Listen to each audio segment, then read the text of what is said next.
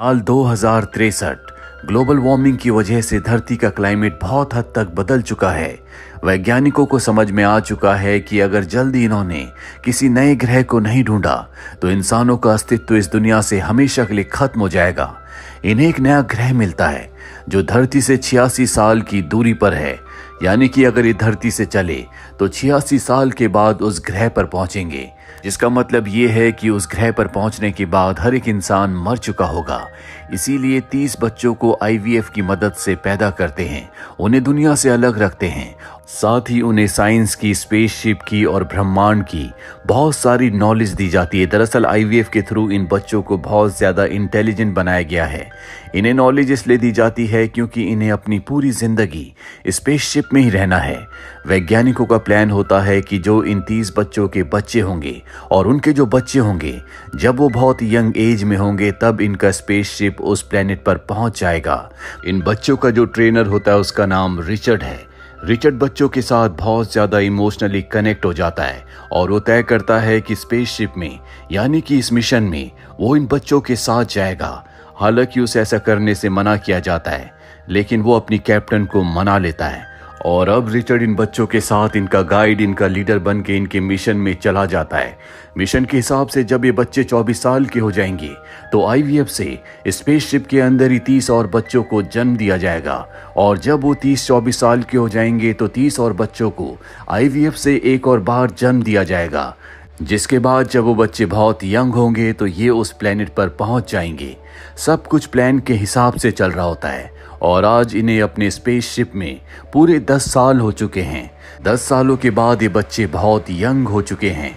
ये स्पेसशिप में हर एक काम को बहुत सिस्टम के साथ, बहुत प्लानिंग के साथ करते हैं, जैसा कि इन्हें सिखाया गया था। ये सब बच्चे बहुत इंटेलिजेंट है।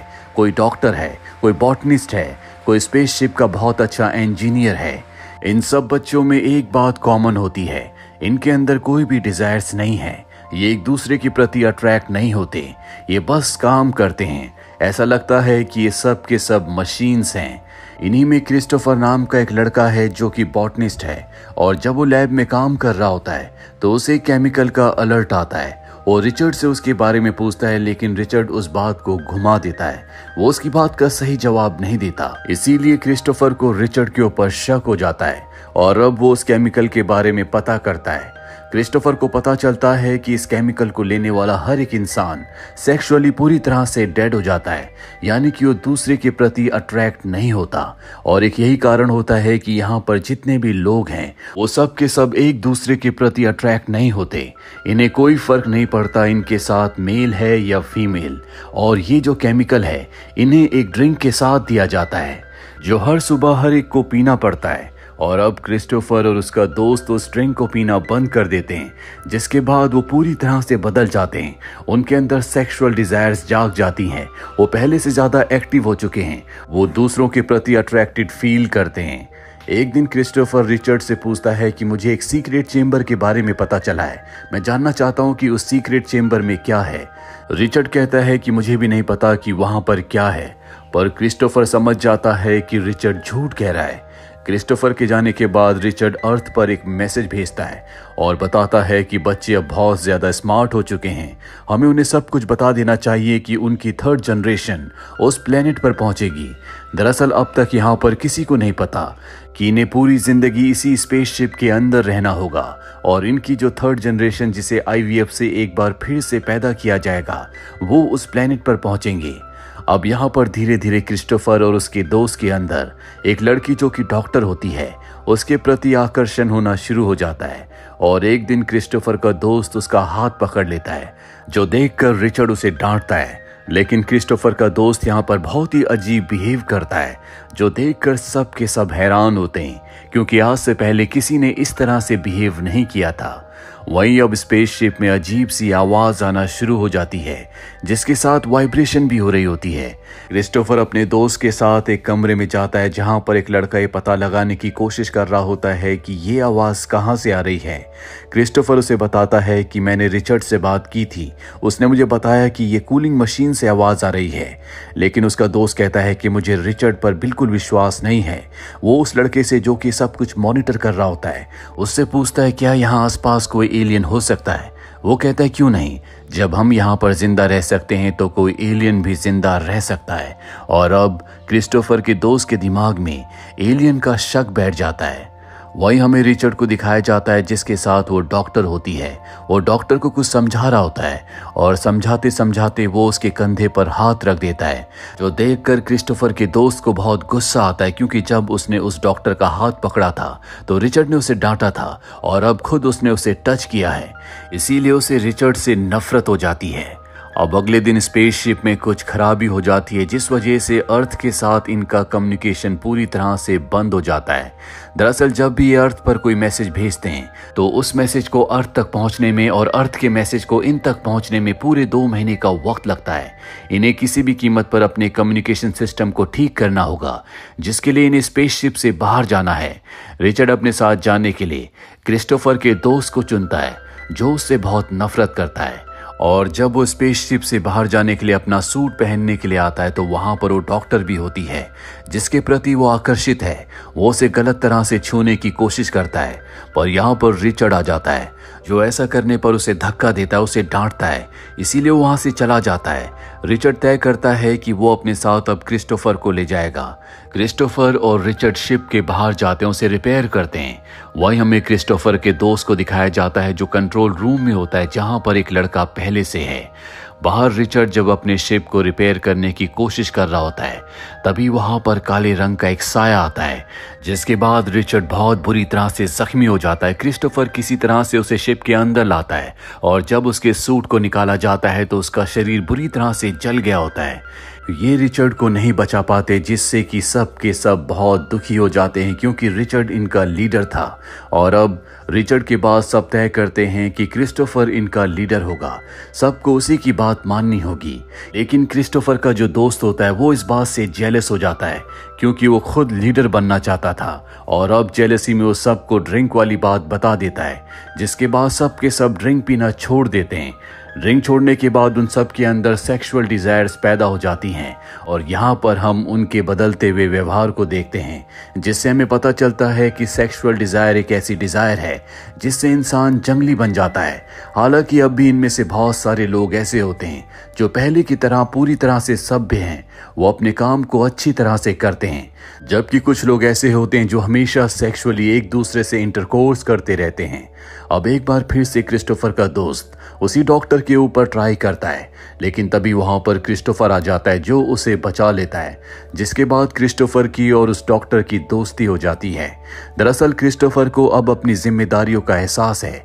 उसे पता है कि उसे किसी भी कीमत पर इस मिशन को पूरा करना होगा, लेकिन उसका दोस्त उससे बहुत ज्यादा गुस्सा है। वो सभी को कहता है कि रिचर्ड को जिसने मारा है वो एक एलियन था और मुझे पूरा विश्वास है कि वो आर्काइव रूम में है, इसीलिए हमें वहां जाकर तलाशी लेनी होगी। वो अपने एक साथी के साथ आर्काइव रूम में जाता है। ये वही साथी होता है जिसके साथ वो उस वक्त कंट्रोल रूम में था जब रिचर्ड और क्रिस्टोफर दोनों के दोनों शिप के बाहर उसे रिपेयर करने के लिए गए थे, जब रिचर्ड के ऊपर उस काले साए ने हमला किया था। अब ये आर्काइव रूम में अंदर जाते हैं, जहां पर शिप की हर एक रिकॉर्डिंग को रखा जाता है। सब के सब बाहर होते हैं, लेकिन कुछ ही देर के बाद ये दोनों के दोनों अंदर से भागते हुए बाहर आते हैं और कहते हैं कि वो एलियन अब भी अंदर है। उसे मारने के चलते आर्काइव रूम के कुछ हिस्से में आग लग गई है। क्रिस्टोफर को जब ये बात पता चलती है तो उसे अपने दोस्त के ऊपर शक हो जाता है और वो तय करता है कि वो आर्काइव रूम के अंदर जाएगा। वो आर्काइव रूम के अंदर जाता है जहां पर उसे कुछ नहीं मिलता। वहां से वो उस वक्त की रिकॉर्डिंग लेकर आता है जिस वक्त में वो रिचर्ड के साथ स्पेसशिप के बाहर था। ये उस रिकॉर्डिंग में अपने दोस्त को ढूंढता, उसे पता चलता है कि उस वक्त में वो कंट्रोल रूम में था। उसके साथ जो उसका साथी है वो उससे पूछता है क्या सच में बाहर कोई एलियन है, जिसके जवाब में क्रिस्टोफर का दोस्त कहता है कि बाहर कोई एलियन नहीं है, ये सिर्फ मशीन की आवाज है, यानी कि वो अब तक सबको झूठ कह रहा था। इसके बाद ये देखते हैं कि जानबूझकर क्रिस्टोफर के दोस्त ने बाहर जो शॉक वेव की इंटेंसिटी थी उसे इतना ज्यादा बढ़ा दिया था, जिस वजह से रिचर्ड को एक झटका लगा और उसकी पूरी बॉडी जल गई। यानी कि जानबूझकर उसने रिचर्ड को मारा था, क्योंकि वो रिचर्ड से नफरत करता था। साथ ही वो जानबूझकर झूठ बोलकर आर्काइव रूम में गया था ताकि वो सारी की सारी रिकॉर्डिंग्स को मिटा सके, जिसमें वो कामयाब नहीं हो पाया।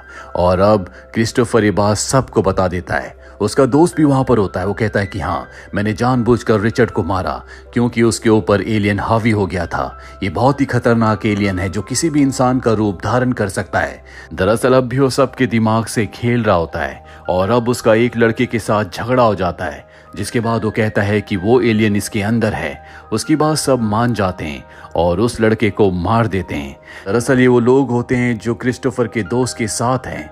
क्रिस्टोफर, डॉक्टर और उनके जो साथी होते हैं सब देखकर हैरान होते हैं कि ये सब के सब जंगली हो चुके हैं, एक दूसरे को मार रहे हैं। इसीलिए डॉक्टर कहती है कि हमें उस सीक्रेट चेंबर के अंदर जाना होगा, मुझे पता है कि उसके अंदर हथियार है। दरअसल ये वही चेंबर होता है जिसके बारे में क्रिस्टोफर ने रिचर्ड से पूछा था और उसने कहा था कि मुझे नहीं पता कि वहां पर क्या है। अभी सब के सब उस चेंबर के बाहर आते हैं, लेकिन इन्हें पासवर्ड नहीं पता होता, इसीलिए दरवाजा नहीं खुल पाता। क्रिस्टोफर के दोस्त को पता चल जाता है कि ये उस सीक्रेट चेंबर के अंदर जाना चाहते हैं।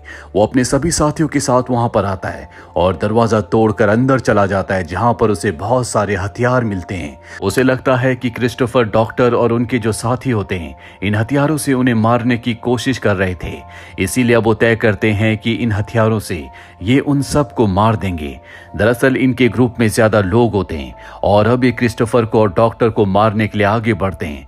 जो बात उन्हें पता चल जाती है, इसीलिए क्रिस्टोफर और डॉक्टर भागकर एयरलॉक रूम में छुप जाते हैं, जहां इस सूट पहन लेते हैं। लेकिन क्रिस्टोफर का दोस्त बहुत गुस्से में होता है। वो गन से दरवाजे पर हमला करता है, जिस वजह से बाहर का एयरलॉक भी खुल जाता है और अब अंदर से सारी चीजें बाहर जा रही होती है। क्रिस्टोफर अंदर आने की कोशिश करता है, लेकिन उसका दोस्त उसे बाहर धकेल देता है। वो स्पेसशिप के एक हिस्से में जाकर रुक जाता है, जिसके बाद वो अंदर आना चाहता है, लेकिन डॉक्टर जंप करके उसे किक मारती है, जिस वजह से वो स्पेसशिप से बाहर चला जाता है और उसकी मृत्यु हो जाती है क्योंकि उसके पास कोई भी सूट नहीं है। वही क्रिस्टोफर को दिखाया जाता है जो धीरे धीरे स्पेसशिप के अंदर आ जाता है, जहां पर क्रिस्टोफर सबको बताता है कि मेरा दोस्त मारा गया। इसके बाद सब अपने हथियार डाल देते हैं। एक बार फिर से लीडर के लिए वोटिंग होती है और इस बार लीडर डॉक्टर को चुना जाता है।